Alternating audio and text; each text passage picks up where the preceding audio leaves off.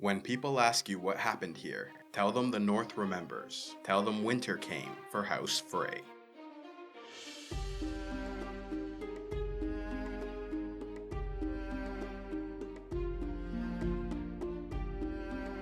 After leaving the city of Meereen under the care of Daario Naharis, Daenerys Targaryen took her fleet to Dragonstone, where she prepared for the invasion of Westeros, much like her ancestor Aegon the Conqueror 300 years earlier. While their forces were sufficient to take King's Landing from Queen Cersei by force, Tyrion advised caution, wanting to minimize innocent casualties by winning the support of the nobility and isolating the Lannisters. Afterwards, the Mother of Dragons met with the Red Priestess Melisandre, who warned of the approaching long night and asked that she meet with Jon Snow, former Lord Commander of the Night's Watch, now King in the North. Tyrion supported the idea, and so they sent a letter inviting him to Dragonstone. Next, Queen Daenerys met with her allies, gathering Ellaria Sand of Dorne, Olenna Tyrell of the Reach, and Yara Greyjoy, representing a faction of the Iron Islands. While Yara and Ellaria suggested attacking the capital immediately, Daenerys and Tyrion presented a plan to send the Greyjoy fleet with Ellaria to Dorne, where they could gather their warriors and bring them to join the soldiers of the Reach in surrounding the capital on all sides, cutting them off from fresh supplies. Meanwhile, the Unsullied would sail to the Westerlands and capture Casterly Rock. In King's Landing, Cersei invited the King of the Iron Islands, Euron Greyjoy, to the capital, where he offered the support of his mighty Iron Fleet in exchange for a marriage alliance, uniting House Lannister and Greyjoy. Cersei rejected his proposal, claiming he could not be trusted, but Euron was not dissuaded, vowing to return with a precious gift to win the Queen's heart. Cersei then gathered the nobles still available to her, including men of the Reach, who also owe loyalty to Olenna Tyrell, trying to convince them to join her cause.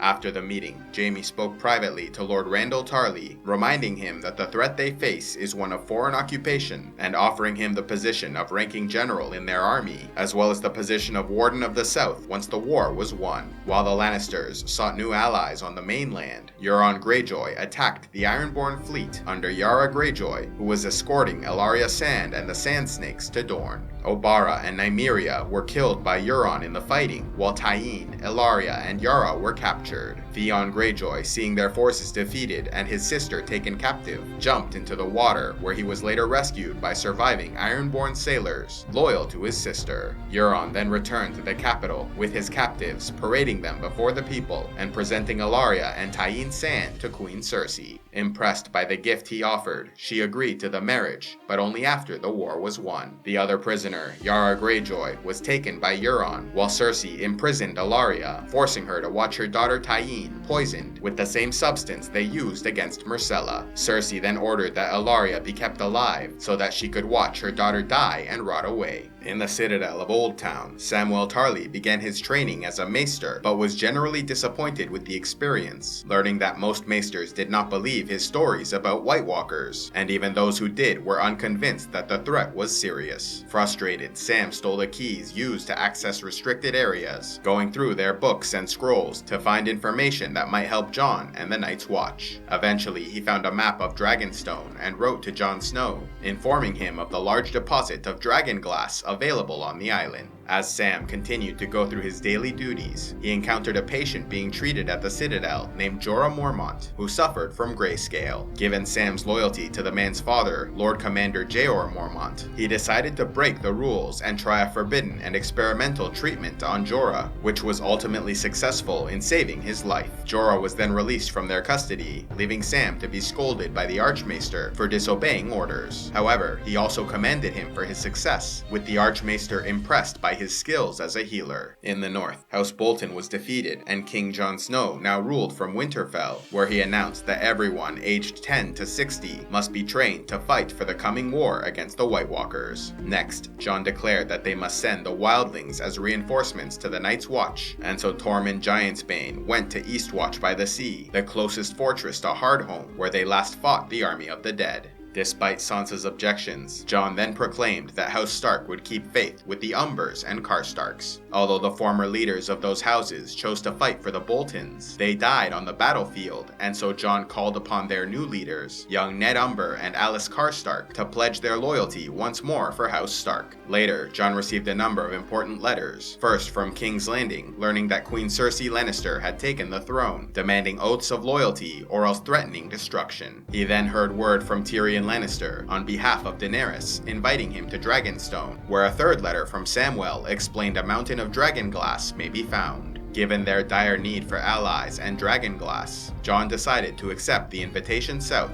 leaving his sister Sansa in charge of the Northern Kingdom. Arriving at Dragonstone, King Jon Snow and Davos Seaworth were greeted by Tyrion Lannister and the Queen's advisor, Missandei. While far from them, Varys spoke privately with Melisandre, suggesting she leave Westeros and never return. Melisandre replied that she was off to Volantis, but would one day return as she was fated to die in Westeros, as was Varys. In the throne room, Daenerys Targaryen wasted no time in asking Jon Snow to bend the knee, but Jon refused, explaining that he had come to seek an alliance to battle the army of the dead gathering beyond the wall. Tyrion explained that he would get the help he requires if he would bend the knee, but Jon again refused. Interrupted by Varys, the queen then dismissed Jon, forbidding him from leaving the island. When they were alone, she learned that the fleet on its way to Dorne was attacked by Euron Greyjoy, resulting in the loss of their ships and the death or capture of their allies. After such a devastating loss, the queen was more open to working with Jon Snow, and so Tyrion convinced her to allow the mining of dragonglass on the island so weapons could be forged and sent north. In the Westerlands, the Unsullied arrived on their ships and attacked Casterly Rock, expecting to face an army of 10,000 and strong defenses. However, there was far less resistance than anticipated, learning afterwards it was a trap, with Euron's fleet appearing behind them to burn their ships, stranding them in the Westerlands and forcing them to march across the continent to reunite with their queen.